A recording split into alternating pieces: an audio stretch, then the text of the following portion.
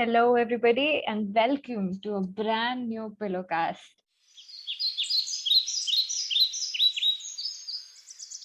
I'm so excited and extremely happy to welcome today my dear friend Himanshi, or Spicy Teriyaki, as she likes to call herself. She happens to be one of the smartest and most compassionate people I know. And in this Pillowcast, we're going to talk about mental health, how we perceive it in society, and how we deal with trauma and grief. Himanshi, welcome. And why don't you tell us a little bit about yourself? Hi, hello. I'm really happy to be here. My name is Himanshi Arora. First of all, thank you to the host for inviting me here. I did my bachelor's in English literature, and then I went on to do my master's in psychosocial clinical studies from Ambedkar University. And currently, I am preparing for my MPhil exams, and I'm planning to pursue a career in psychology as a counselor, as a therapist, whatever you'd like to call it. I really like to talk about and brainstorm about gender and sexual politics, and I can pretty much bring a psychological perspective to anything. That is exactly what makes you the perfect person to be on this podcast today. Thank you. So I'll just begin by asking about your initiation in the field of psychology. What would you say pushed you to pursue this field? Like I said, that initially my love for books is what pushed me into literature.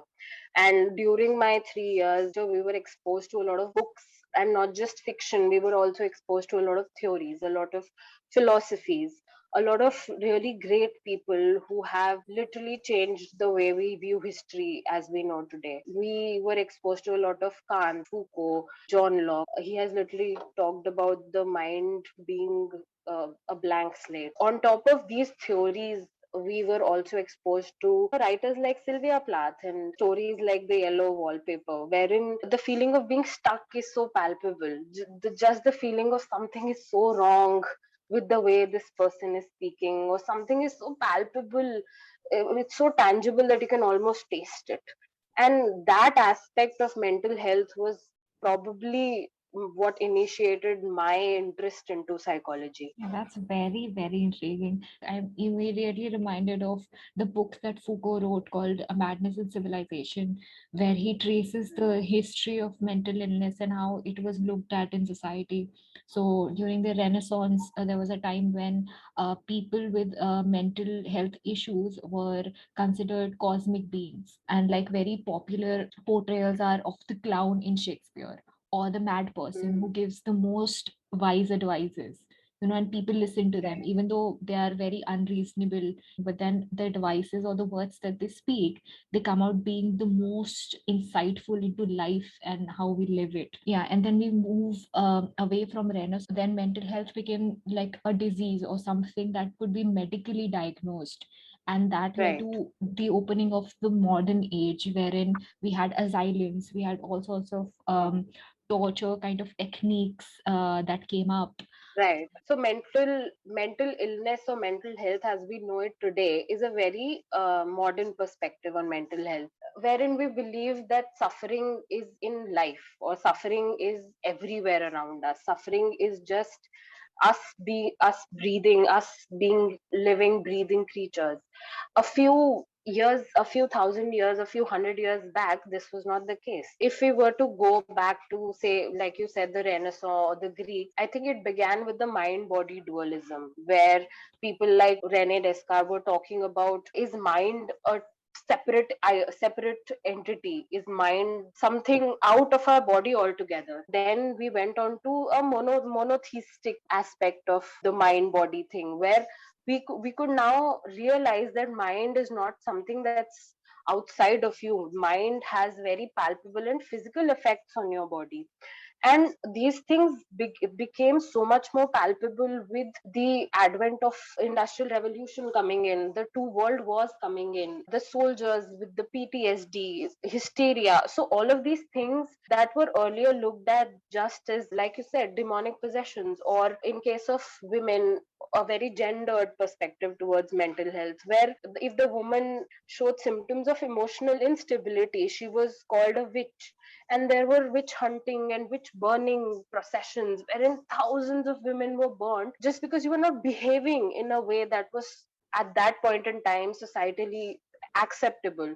So we have left a great history of what mental health and what mental health illnesses was. Earlier there was these pseudosciences like say phrenology. So phrenology was just touching your brain, touching your skull, and just feeling for irregularities, and Mhm. that's how you come to know of, is everything okay with you, are you meant to be Right. famous, are you okay, Yeah. what's your temperament, and all of these things. Yes, and we see a lot So of it in literature also, right? Phrenology basically studies the shape of your skull and sort of yeah, try to judge if you have that kind of evil instinct in you. yeah, And I think yeah, that can be seen in a lot of these films also.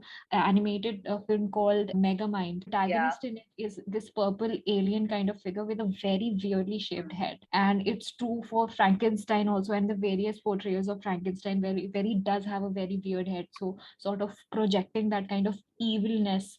And I think this is one of the right. most persistent question also, and if mental issues are just related to your mind, or is it, or Hmm. does it have a very physical and physiological impact also on the body? Definitely, as the human race has grown, and a lot of these things also started showing themselves up, where you would have real somatic effects of mental health on your body. A very famous example of somatic and mental connection would be in Sherlock, where Dr. Watson has just come back from the war and he has a limp. Yeah. We see throughout the seasons that his limp has got everything to do with the traumatic images of war that he has brought back, and that limp is really not physical as much as it is mental. So our bodies are a very beautiful coming together of a lot of systems. The mind and body are in a constant conversation with each other. Hysteria in women, was a lot of it was associated with these very observable symptoms, observable symptoms like irrational and irate behavior, and Yeah. sometimes manic behavior, shouting, vomiting, or sometimes even in extreme cases to infertility. I think it's high time that we now realize that mental health doesn't just affect something abstract, it affects functioning very real time. Absolutely. I mean, you mentioning the world wars is again a very prominent detail in the history of mental illness, because it literally changed the way mental illness was perceived in society. Especially if you look at the plethora of literature that came out of both of these periods. Something that I would love to know about is how in art there are various portrayals of mental illness, right? One of the Yeah. prominent ones being the romanticization of it. Most famous being Vincent van Gogh. And you look at Mm. him as this conflicted figure who had so many complications going on in his head, and that culminated or manifested in this beautiful art that he created. Just accepting that mental trauma or any kind of mental disturbance is just a precondition of being a great artist. I don't know how healthy Mm. that kind of a perception is. Yeah, absolutely. At least in the West, the conversation about mental health has been here for a while. It's been half a century. There have been very progressive researches and experiments and statistics that have come out in the West. However, in India, it's still very nascent. And yet, this kind of narrative where mental health is now cool and edgy. Like now that you talk about it, I'm reminded of this article that I was reading, wherein when Jared Leto was when he was preparing for his role as the Joker in the Suicide Squad, to get into the headspace of the joke, he would send like dead rats or animal poopings to his co-stars. All these people that have now become famous, Charlie Chaplin, Vincent Van Gogh, as you said. In retrospect, these people have now become great. But if we were to look at their lives in vacuum, and if we were to look at their lives objectively, I think they've had sad lives. They've lived really sad, tragic lives, and this romanticization of the greatest art coming from these great adverse situations is a very prevalent narrative. I believe the people who were involved, the people who were going through it real time, if you are to really actually get into the headspace of Joker, Can one even really imagine the kind of things that he must have gone through in the name of mental health, in the name of being woke? What are we really doing to people who actually suffer? And what are we doing to people that are actually going through some really terrible, really horrible times? When Absolutely. people offhandedly say that, oh, I'm OCD about this, do you really do you really get the implications of what OCD really means? Or when very casually mentioning that I am a little ADHD, do you really understand what that does to somebody who actually has a condition, a diagnosable condition? Awareness is very important. I think it's very important to educate yourself about these terms that we casually throw around these days.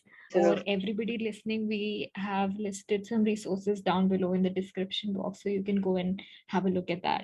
So, again, just continuing the Yeah. conversation about hysteria and the Hmm. gendered perception of mental health, even if we look at the statistics today, the number of women going through depression and various eating disorders is much more than men. This gendered roles and these gendered expectations have a lot to do with various different kind of mental issues, I feel. Absolutely. I feel like, especially if I was to talk in the Indian context, I believe like already a lot is expected out of a woman, and these some of these things are very. It's almost considered inherent and natural, and women are just expected to have a lot more resilience when it comes to just handling relationships and keeping the family together, resolving conflicts in the family. Definitely, the stigma, unfortunately, still in the 21st century, we are at a place where still psychology, as soon as I say psychology, people think, oh, you read my mind?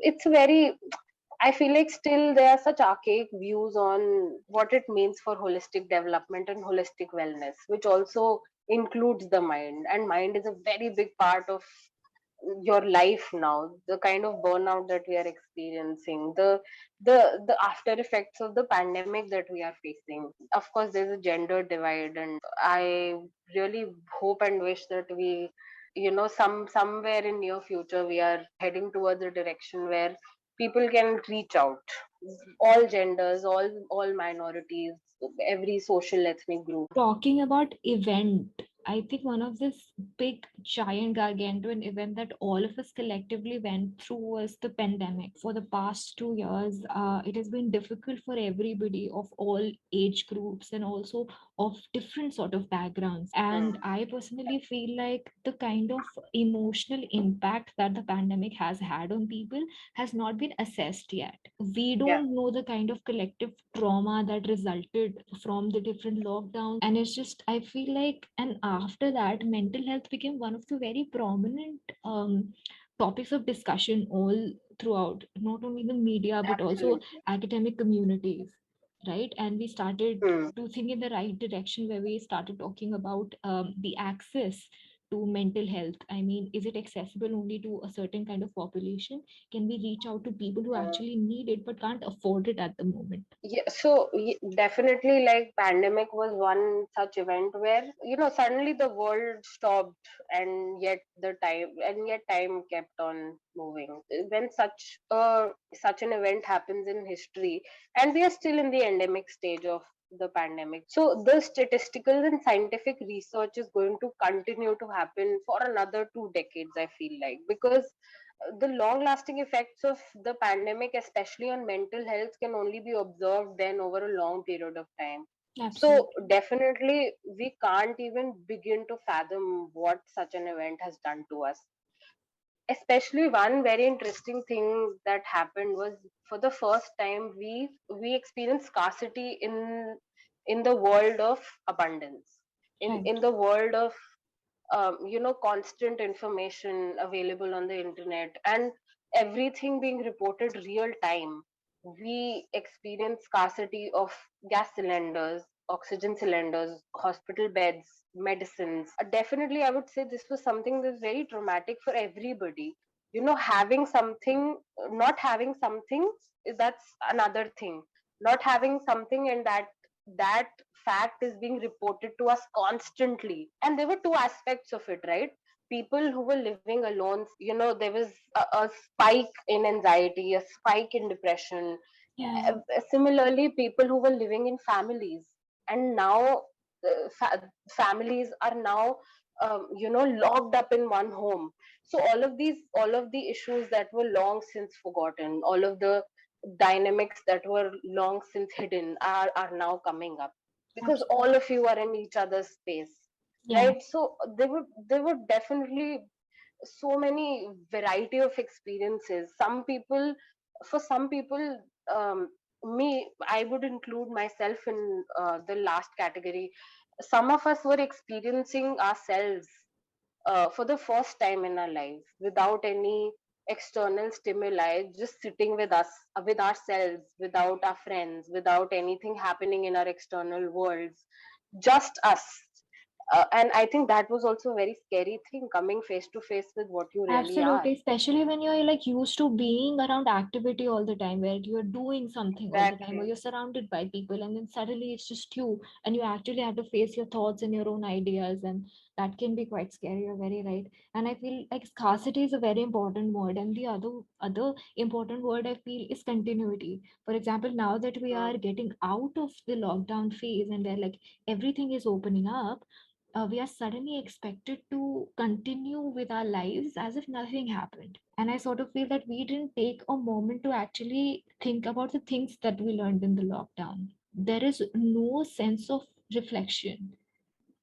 There was a right. time when humanity together, and this was a beautiful conversation that I was reading on social media at the time of the lockdown, where people were saying that maybe it's not healthy the way we are living our lives at the moment, and it's a good point to just stop and reflect on our lives, how we live our lives, how we Hmm, think about other hmm, people, how we think about our communities. But then suddenly all of this is disappearing, and it's right. culminating into this, again, this toxic social media space, and even Hmm, this very hyper competitive phase phases in different communities. And this is when we haven't even assessed the kind of trauma that we went through. And like, one of the very interesting things that you said about trauma is how trauma does not have to be a really big catastrophic event that has happened in your life. trauma is often associated with one traumatic event, or something that has to happen, or just one event or one person that happened is traumatic. So however, trauma is something that can be very gradual and very progressive as well. For some people, just living, breathing, and surviving can be trauma. This understanding that what we went through was a very traumatic event. However, living through those 2 years, the new normal was also very much trauma. Of course, the event of the coronavirus was as big a trauma as living through those lockdowns, living through the anxiety of anything that is coming out, coming indoors, anything that's coming from the outside might carry the virus. The trauma of washing things, of washing everything that's coming from outside thrice, 4 times. So trauma can be, as a thing, it's very transformative. Like it takes up very different shapes, it takes up very different forms, and it affects you physically. It can manifest in lethargy, it can manifest in not wanting to talk to anybody after the pandemic. It can manifest into into this frenzy of, I want to see my friends. Yeah, I want to see my friends, I want to be with my friends all the time, or this frenzy of the hustle culture that has suddenly once again emerged on the yeah, internet, that, oh, whatever has happened is in the past. We have to make up for the lost time, yeah. which is again a very weird thing for me. Again, yeah, the understanding of trauma is very different for everybody, and everybody's version is correct. Trauma for everybody can, like, trauma for you and trauma for me can be very different things, and that doesn't take away from our experiences. Your experience can be very different from my experience, and is just as valid, and it is just as palpable, just as tangible, just as and demands to be felt. Right. So That's, yeah.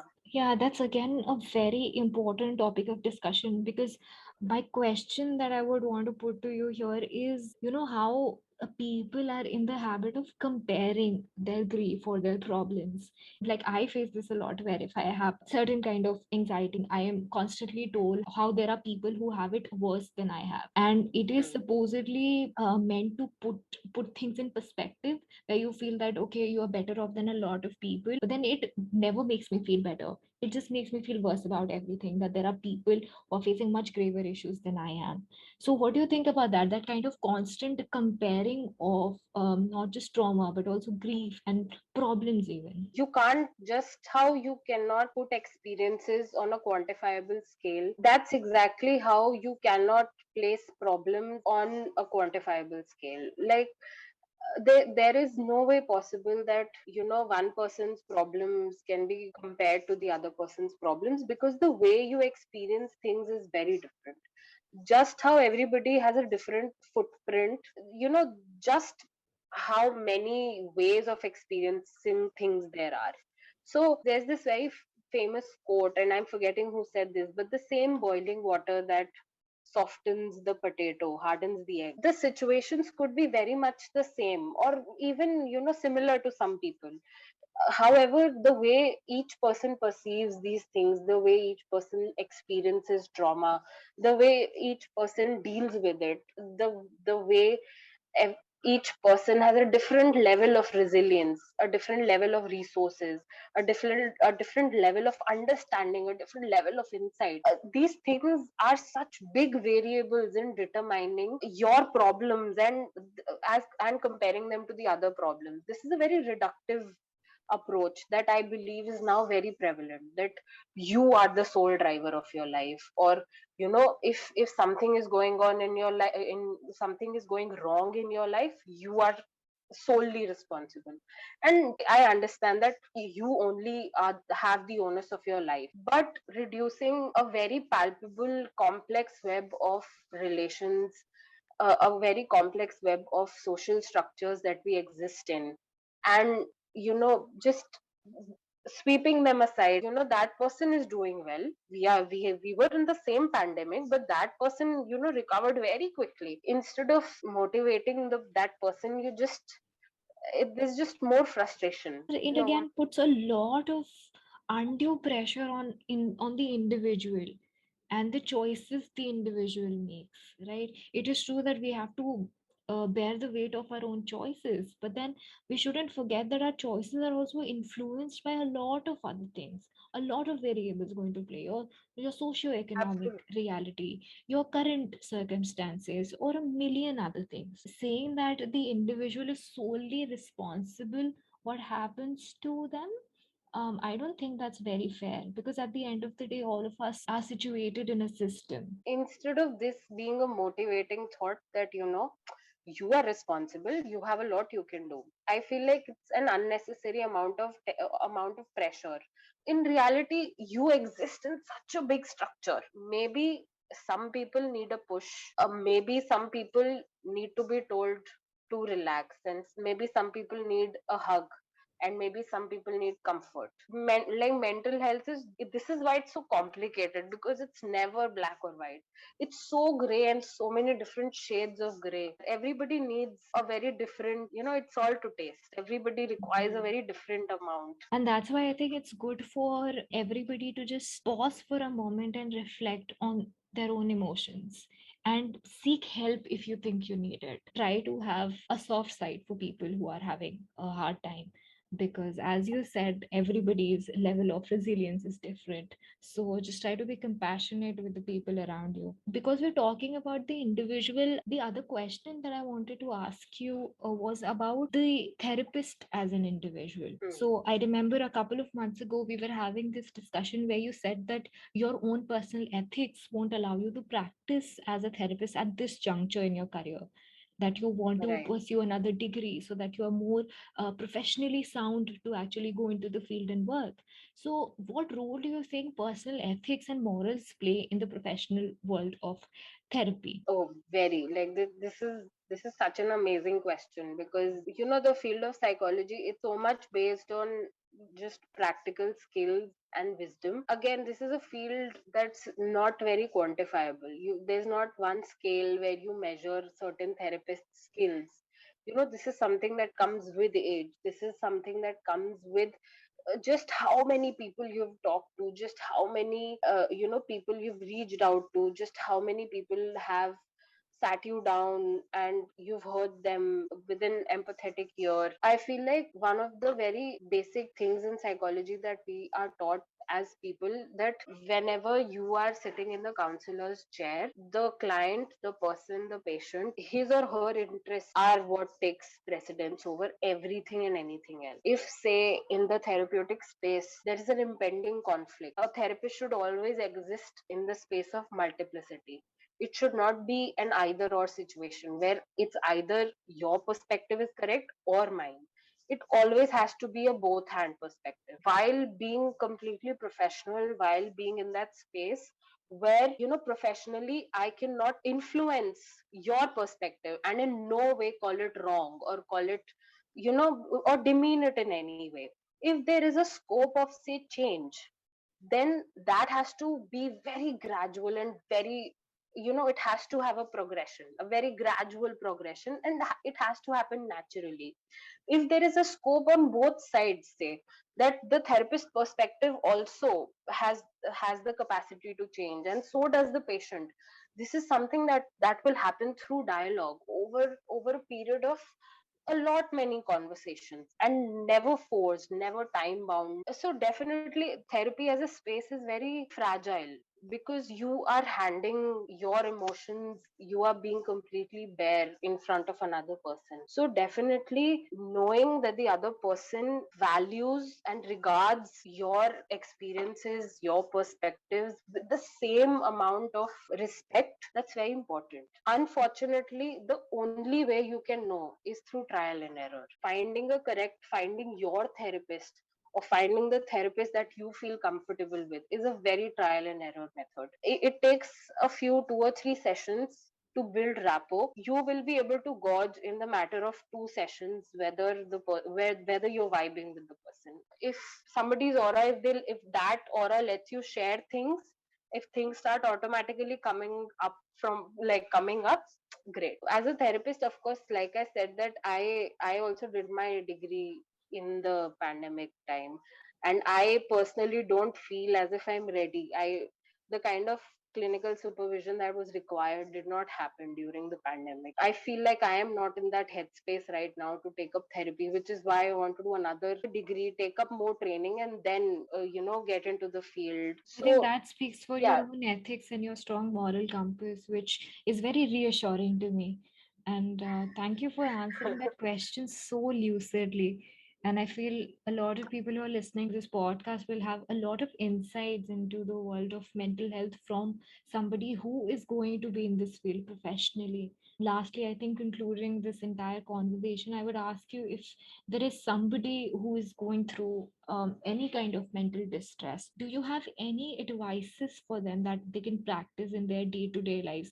Of course, we strongly recommend them seeing a professional and like seeking help if they think they need it. But then, are there any sort of techniques or tips and tricks that everybody can use in their daily lives to take care of their mental well-being? So, is there anything that you would like to share? I think personally for me, journaling, sometimes the things you end up writing, the things that end up coming into your mind is like an epiphany at the end of the day. It's like just a bulb click. Also, having a hobby outside of your professional career, and having a hobby that is not, I know that a lot of people say that you should have a hobby that always adds value. I feel like it should be opposite. Like, have a hobby that you do just for the sake of it, just for, because I enjoy it so much, I am doing it just for that. This is not adding to my professional value, this does not go on my LinkedIn. For me, it's just closing the doors of my room and just putting on a Punjabi song and doing crazy bhangra,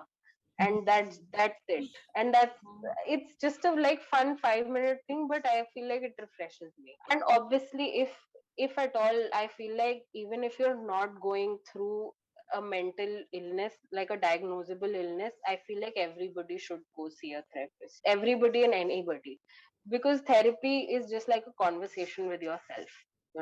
You get 1 hour in your day, once a week or twice a week, where you're just with your own thoughts, and you have that opportunity to reflect. Therapy, often people think it's advice. It's never really advice. A good therapist will never give you advices. All therapy is more like a facilitation process where you walk yourself to your solution. You think of your problems, and then you yourself walk towards realizations and epiphanies. All of this talk about therapists reminds me of this song that I used to find so amusing at a point. It's called "I'm a Mess." And the lyrics So go something like, everything's gonna be all right, everything's gonna be okay. That's what my therapist says. And it used to amuse me so much. Thank you, Himanshi, for all of your wonderful insights in this conversation. I think everybody is going to find something that interests them in this conversation. And if any of you listening to this conversation have any questions at all, please do send them to us, and we'd be very happy to answer them to the best of our own capabilities. If not, we'll find you someone much more qualified who can answer your questions. But please feel free to continue these conversations in your own friend circles, in your families, and just try to see things from other people's perspectives. Try to be more compassionate in your daily lives, and do not forget to take care of your own selves, to take out some time to acknowledge your own feelings. So absolutely. thank you everybody for listening, and a very, very big thank you to Himanshi for being here Thank with you us for today. having me. Thank you. Thank you for being here, Himanshi. I'm so, so, so grateful. And I'm so grateful to everybody listening to this conversation today. Please don't forget to share this conversation with people you think would like it. And hopefully, I'll see you again soon with another episode and a brand new Pillowcast. Thank you.